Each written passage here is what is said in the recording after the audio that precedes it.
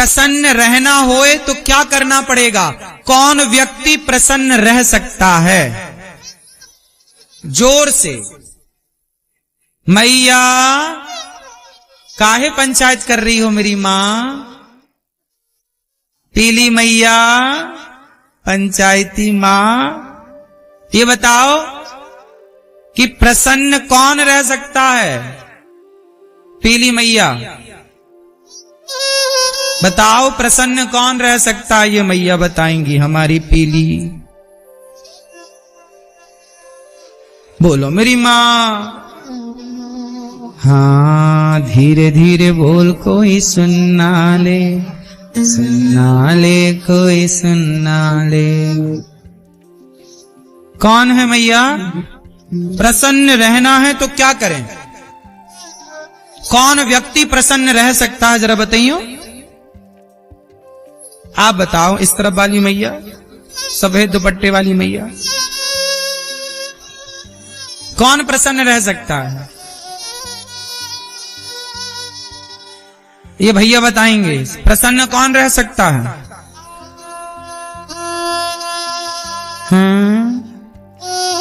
कौन प्रसन्न रह सकता है?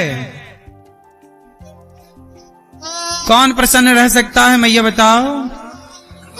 आप बताओ। जिसके पास संतोष है। क्या है?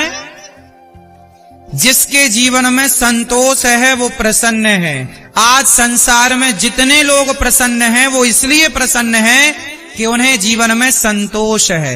जितना दिया विधाता ने उसका संतोष जो है बहुत, और संतुष्टि है तो प्रसन्नता है, और संतुष्टि नहीं तो कितने लोग ईश्वर के दिए में संतुष्ट हैं? अच्छा, आपकी हैसियत से ईश्वर ने ज्यादा दिया है कि कम दिया है? बोलो, ज्यादा है कि कम है? ज्यादा है। क्यों मैया? भगवान ने आपको आपकी हैसियत से ज्यादा दिया या कम? इसलिए ईश्वर का धन्यवाद करो। बहुत है प्रभु, हम तो इस लायक थे नहीं। आपने अंधा बनाया होता तो हम क्या कर लेते? आंखें दी, चलने को पांव दिया। आप भगवान से कभी शिकायत करते हो कि नहीं? क्यों भैया, आप भगवान से कभी शिकायत करते हो? बोलो। ओ मोबाइल वाले भैया, आप भगवान से कभी शिकायत करते हो? नहीं। शिकायत वो करें जिनके पास चलने के लिए पांव नहीं है। शिकायत वो करें जिनके पास देखने के लिए आंख नहीं है। शिकायत वो करें जिनके पास हाथ नहीं है। शिकायत वो करें जिनके पास सुनने के लिए कान नहीं है। शिकायत वो करें जिनके पास बोलने के लिए वाणी नहीं है। आपके पास तो चलने को पांव दिए, देखने को आंख दी, उठाने को हाथ दिया। भगवान ने आंखों में रोशनी दी, कानों में सुनने की शक्ति दी, तो शिकायत किस बात की? आप लोग जूता चप्पल कहां पहनते हो? जोर से बोलो मेरी मां। भैया, आप लोग जूते चप्पल कहां पहनते हो? पैरों में। लेकिन समाज में कुछ लोग ऐसे हैं जो चप्पल हाथ में पहनते हैं। चप्पल कहां पहनते हैं? हाथ में पहन के चप्पल घिसटते हैं ऐसे ऐसे। देखा कि नहीं आपने किसी को सिकंदराबाद में? क्यों? हमने हाथ में चप्पल पहन के लोगों को घिसटते हुए देखा है। आपने देखा? आप में से कितने लोगों ने देखा है ये दृश्य? देखा है सबने। सोचिए, परमात्मा ने ये दृश्य क्यों दिखाया कि देख लो दुनिया वालों, जो तुम शिकायतें करते रहते हो ना, तुम कहते हो हमारे पास तो हमारा पड़ोसी 10,000 के जूते पहनता है। अरे उसे मत देखो जिसके पास 10,000 के जूते हैं, उसको देखो ना जिसके पास जूता पहनने के लिए पांव ही नहीं है। कम से कम विधाता का धन्यवाद दो कि आपको बढ़िया पांव तो दे रखे। कम से कम आपके पास हाथ में चप्पल पहन के घिसटने की नौबत तो नहीं है। इसका धन्यवाद दो ईश्वर को। जो मिला है, एक कागज उठाना, आज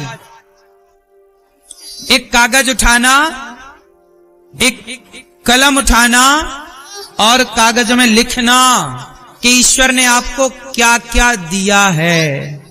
आंखें, कान, शरीर, माँ, बाप, बेटी, बेटा, गाड़ी, घर, दुकान, मकान, पैसा, बैंक बैलेंस, जो जो दिया है एक उसकी लिस्ट बनाना और दूसरे पेज पर जो नहीं मिला और जो आपकी कामना उसकी जरा लिस्ट बनाना और फिर चेक करना खुद कि जो दिया है वो ज्यादा है या जो नहीं दिया उसकी गिनती ज्यादा है।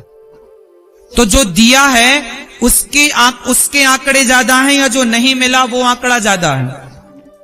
बोलो बोलो मेरी मां। जो मिला है उसकी संख्या, जो नहीं मिला, जो नहीं मिला उसकी शिकायत लोग करते हैं। अरे जो मिला है उसका धन्यवाद तो करो कम से कम।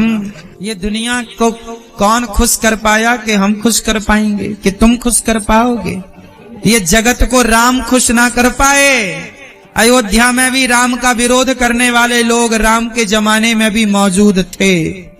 जब राम का विरोध करने वाले लोग थे, सीता माता का विरोध करने वाले लोग थे, कृष्ण को शिशुपाल जैसे लोग गालियां देने वाले लोग थे, तो आपका विरोध कोई करे इसमें कोई आश्चर्य थोड़ी है।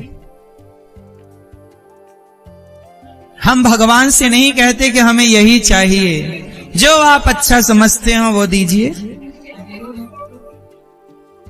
आपने सोचा होगा कुछ हमारे लिए? नहीं सोचा होगा।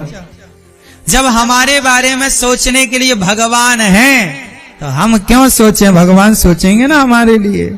हम उनका चिंतन करें, हम उनका ध्यान रखें, हम भगवान के भक्तों के बारे में। इसलिए हमने कल बोला ना आपसे, जो दूसरों के बारे में सोचता है उसे अपने बारे में सोचने की जरूरत नहीं। जो किसी और के बारे में सोचता है ना, भगवान उसके बारे में जरूर सोचते हैं। बस नीति और नियत साफ होनी चाहिए। इसलिए दास अनिरुद्ध, मैं अपनी वृद्ध माओं के बारे में सोचता हूं।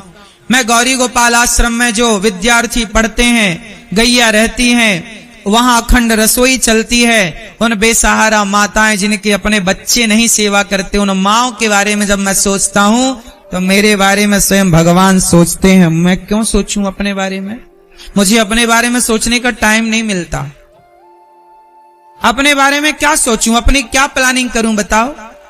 छोटी सी तो जिंदगी है, गई बहुत थोड़ी बची। लड़कपन से जवानी आई, जवानी से बुढ़ापा में प्रवेश, बुढ़ापे के बाद जर्जरता आएगी, मर जाएंगे। तो अपने बारे में सोच के भी क्या पाएंगे? सोचेंगे तो भी बूढ़े होंगे, सोचेंगे तो भी मरेंगे। तो अपने बारे में क्या सोचना है? आओ हम किसी और के बारे में सोचें। अपने बारे में सोच के क्या पाएंगे? भगवान ने जीवन दिया है अपने बारे में सोचने के लिए नहीं।